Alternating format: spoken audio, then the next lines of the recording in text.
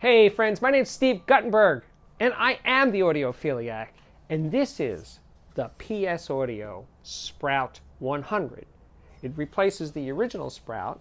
It has a couple of differences. It's twice as powerful into 4-ohm speakers. It's now 100 watts per channel, and the original was 50. And the Sprout 100 puts out 50 watts per channel into 8-ohm speakers.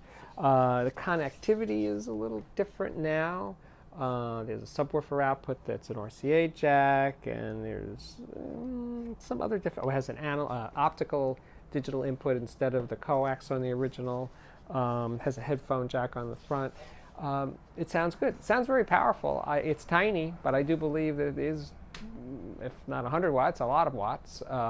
Drove my Magnapan 0.7 speakers really well. They're very inefficient speakers, and no problem with them. But I mostly listen with my KEF LS50 speakers. And actually, one of the things I did is I watched The Handmaid's Tale Season 2. And one of the great things about the sound of that TV show is you really feel like you're inside the rooms and you're inside the space, and the music is really well mixed, has a lot of deep bass. And I didn't feel a need for a subwoofer to use with the KEF, so that was a really good sign. All in all, I liked it. I would say my one criticism really is that the DAC that's built into the Sprout 100, which is a Sabre DAC, it used to have a Wolfson DAC. I felt I got much better sound when I switched over to the analog outputs of my Oppo BDP 205 Blu-ray player. It has really good converters in it, and went into the analog input in the Sprout. In other words, bypassing the Sprout's DAC. I thought that definitely sounded less, well, for lack of a better word, digital. It just sounded nicer. So if you're into that sort of thing, mostly playing digital, I'd say you should consider buying a DAC like the Schiit Madi 2 Uber, which is 150 bucks. But other than that, I got no complaints. It's a nice piece. The price is $599.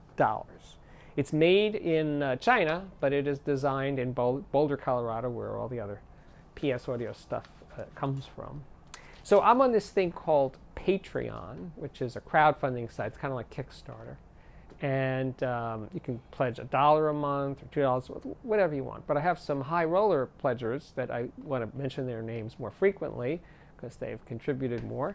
And their names are Barry Dickman, Porter Edwards, and Steve Michaud, and he is from theheadphoneannex.com.